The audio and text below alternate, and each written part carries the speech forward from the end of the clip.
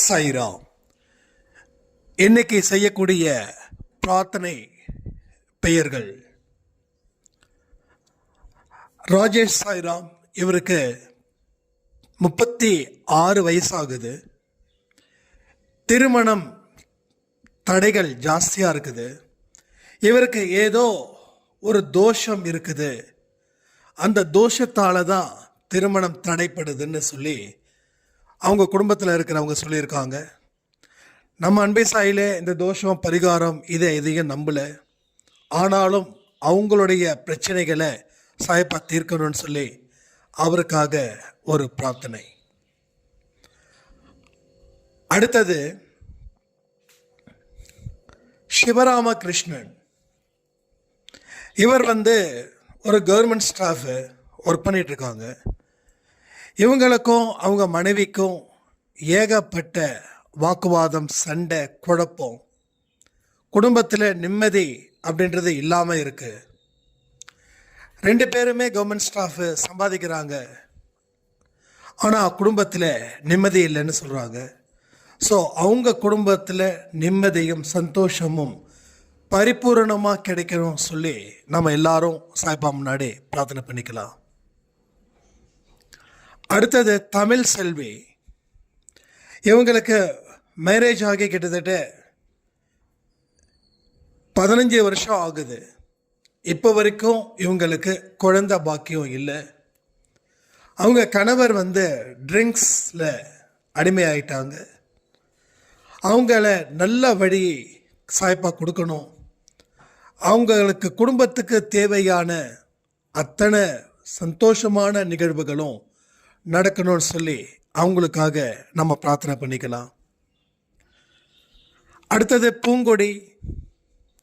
இவங்களுடைய குடும்பத்தில் தனிச்சு விடப்பட்டிருக்காங்க. இவங்களோட அம்மா அப்பா இறந்து போயிட்டாங்க. வாழ வேண்டிய இடத்துல இவங்க கிட்ட பல விதமான கஷ்டத்தையும் பலவிதமான சித்திரவதைகளையும் அனுபவிச்சுட்டு இருக்கேன் சாய்னா. எனக்கு இந்த குடும்பத்தில் இருந்து ஒரு பரிபூர்ண விடுதலை பெற்றுத்தரணும். நான் தனிச்சு வாழணும்னு எனக்கு ஆசைப்படுறேன். சாய்ப்பாட விருப்பம் என்னவோ அதை சீக்கிரமாக நிறைவேற்றணும் அப்படின்னு சொல்லி பிரார்த்தனை வச்சுருக்காங்க. ஸோ இந்த சாய்ராமுக்காகவும் நாம் பிரார்த்தனை பண்ணிக்கலாம். அடுத்தது சீனிவாசன் சாய்ராம். இவங்களுடைய குடும்பம் என்றைக்கும் ஆரோக்கியமாக நிம்மதியாக இருக்கணும், கடன் தொல்லையில் இருந்து மீளணும் அப்படின்னு சொல்லி இவங்க ஒரு பிரார்த்தனை வச்சுருக்காங்க. ஸோ இவங்களுக்காகவும் நாம் பிரார்த்தனை செஞ்சுக்கலாம். இது வரைக்கும் அந்த தனிப்பட்ட பிரார்த்தனை இதுதான். இப்போ பொதுவான பிரார்த்தனைக்கு நாம் மாறலாமா? இன்னைக்கு நைட்டு ஒரு 7 மணிக்கு ஒரு ஸ்பெஷல் ப்ரேயர். ஆண்கள் பொறுப்பானவர்களாக இருக்கணும் அப்படின்னு சொல்லி பிரார்த்தனை. எத்தனையோ ஆண்கள்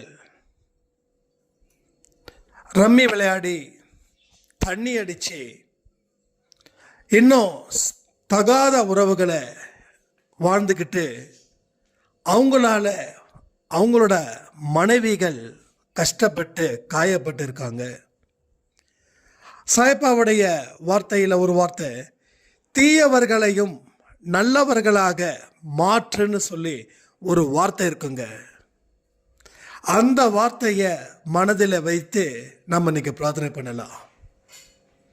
புரிஞ்சுக்கோங்க, இந்த பிரார்த்தனையால் மட்டும் நமக்கு எல்லாமே கிடைச்சிடுமா அப்படின்னு நினைக்க வேண்டாம்.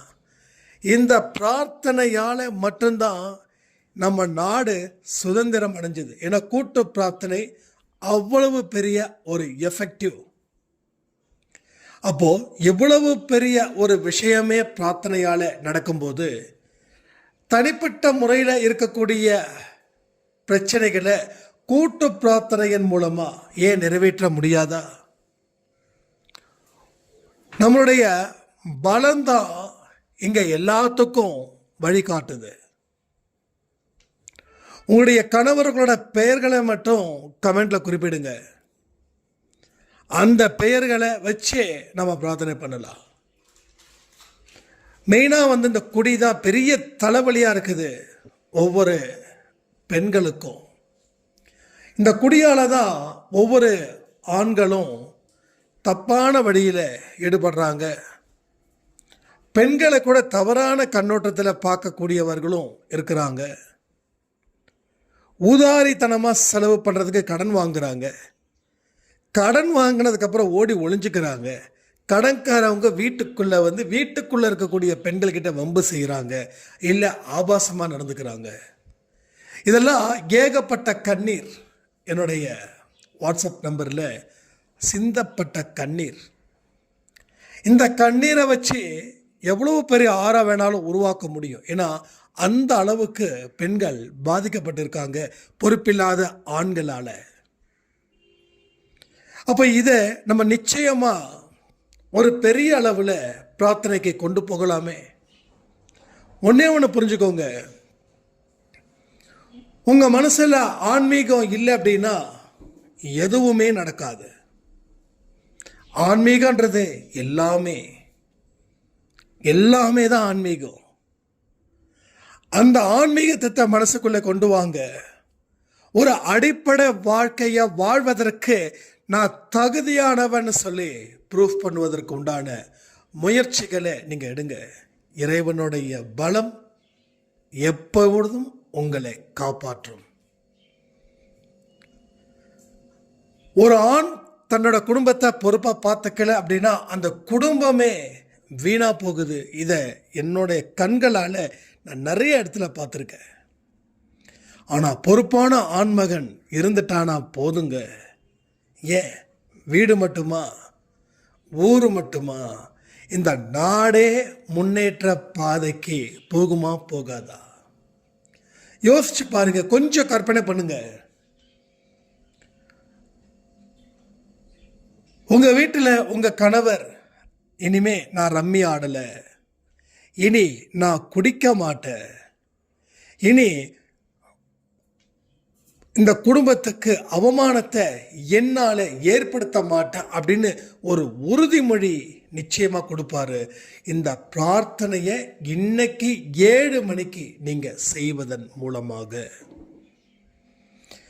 அப்போ யார் யாருக்கு இந்த பிரார்த்தனை பலிக்கும்னா, யாரெல்லாம் இந்த பதிவில் கேட்டது போல மனநிலையை தயார் செய்து அவரிடம் கோரிக்கை வைக்கிறார்களோ அவர்களுக்கு இந்த வாழ்க்கை செமையாக இருக்கும்.